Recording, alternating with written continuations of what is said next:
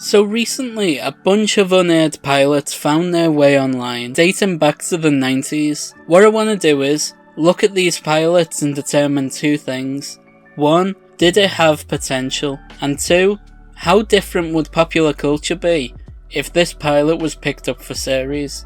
Today we're opening up the pilot vault and looking at the pilot for a show called Pink Color. Another pilot starring Alicia Silverstone. She was trying her best to make it on TV around this time. I believe it was because the movie roles started drying up for absolutely no fault of her own. Honestly, look into some of the crap she went through on the set of Batman and Robin. It'll break your heart. It was so unfair. Now, this pilot did air, strangely enough. This is often the result of a pilot being what you call a put pilot, where the contract with the network obligates them to air it. Usually this is an attempt to force their hand and get them to pick her up, but if they still don't want to pick her up after they force their hand, then they just have to burn it off and air it sometime. It's odd to think how a contractual ploy like that can determine if a pilot survives or not. The title of this show, Pink Color, is a term used to describe women in the workplace. What was that joke from The Office to do with white collars and blue collars? White collar, blue collar. But I don't see it that way. And you know why not? Because I am colorblind.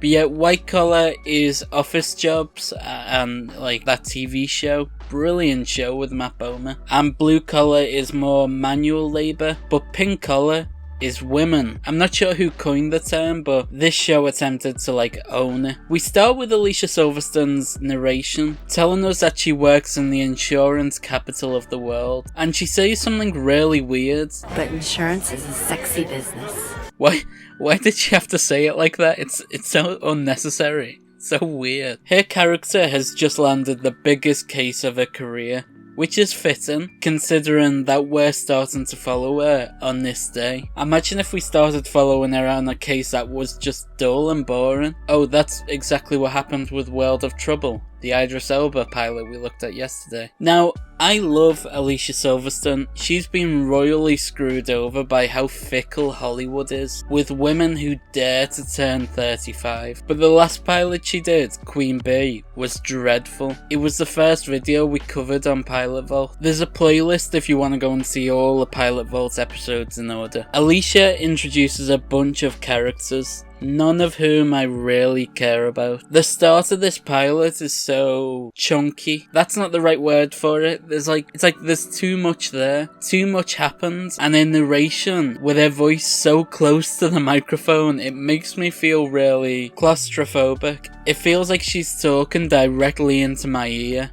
I'm in a manager's cube now, but we all still hang.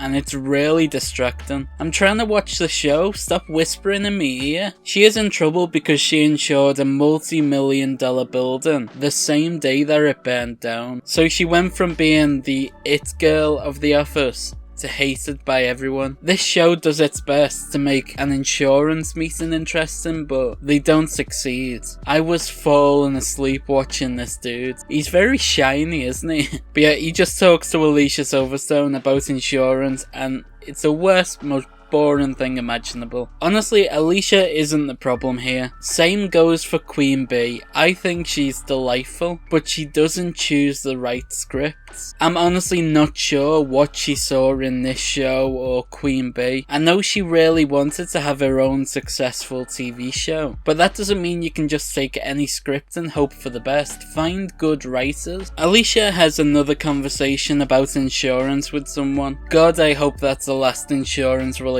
conversation I have to sit through. Spoilers. It isn't. Alicia Silverstone messes up her co-worker's Zen garden. I don't know why she's still stuck in a cubicle, because if there's anything I learned from that crappy Jayma Mays sitcom, it's that nice girls are the ones who don't get the corner office. She's here, calling people names, messing up people's Zen gardens. She deserves that corner office. So the supporting cast of this pilot are really weak. I don't recognise a single face other than Alicia Silverstone. So seeing these people I've never heard of discuss insurance, it's particularly dull. Alicia does a walk and talk scene. I always appreciate a walk and talk scene. I love me some West Wing. Bring it on. They talk about some more drama that I don't care about. God, this pilot is dragging. Some characters talk about some more boring stuff, and they reference that they need to find Miranda Sings. So you're gonna need to find a new groomer. I'm not a groomer. I'm just a loser. I don't know, I wasn't really listening. I just realised that this is the second pilot in a row where I've basically fallen asleep while watching it. Honestly, there's no bigger crime television can commit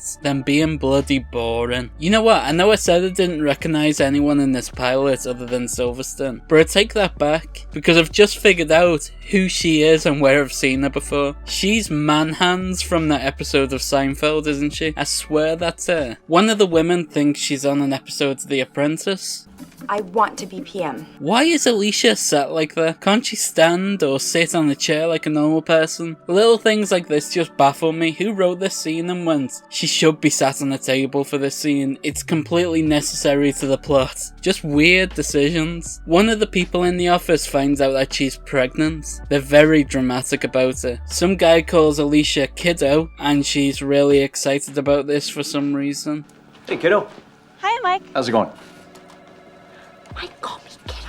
She was like 30 at this point. Why is she so excited about someone calling her kiddo at 30? I think it's more than fair to compare this sitcom to Nice Girls Don't Get the Corner Office. Both of them are sitcoms about women in the workplace, and both of them heavily feature a female narrator. Well, this one follows the same suit, and we go from the office to a bar, just like how we did in Nice Girls Don't Get the Corner Office. Only this time, instead of that guy from Glee singing, we have the entire office at the bar drinking. Something really weird happens in this scene. Manhands is telling a story about someone with glasses getting on an elevator, and she describes him as Four Eyes. And from that moment on, this guy right here is super sad. So that means either he was the person in the story, or he is offended on behalf of other fellow glasses wearers. Why is he so sad that she called someone Four Eyes? It's not like glasses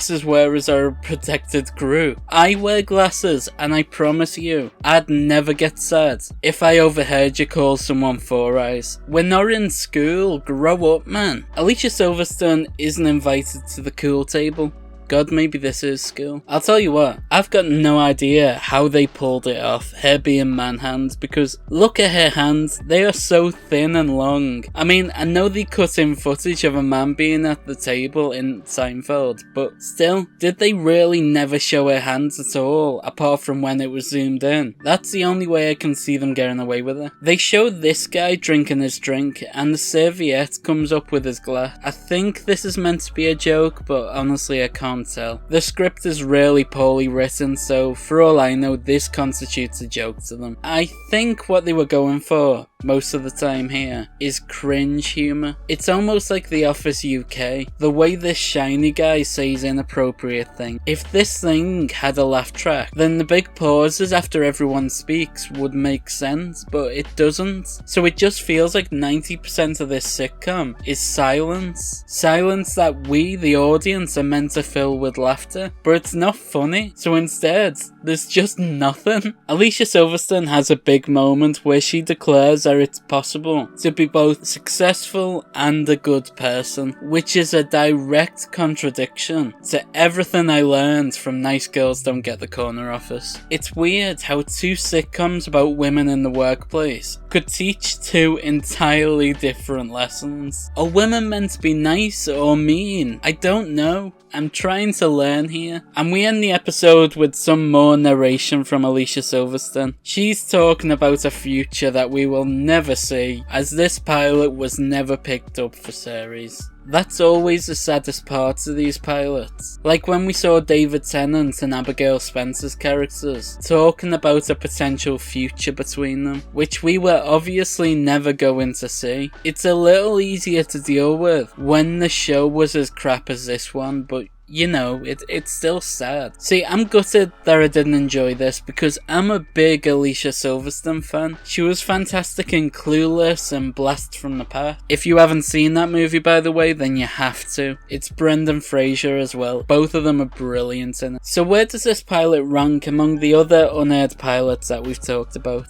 Well, honestly, I think this was worse than the other one she did, Queen Bee. So immediately it's below that. And looking at the one next to it, it's Lies and the Wives We Tell Them To. And while this pilot was bad, I think it's fair to say that it didn't age quite as badly as that one did. So I think it's fair to pop it between the two. Right, are there any other unaired pilots that you want me to take a look at? Most of the ones we look at are unaired. I think only 2 of these pilots actually aired. Most of the time they just gather dust in the pilot vault. Right, subscribe, help us reach 4K. Right, I'll let you go. Bye.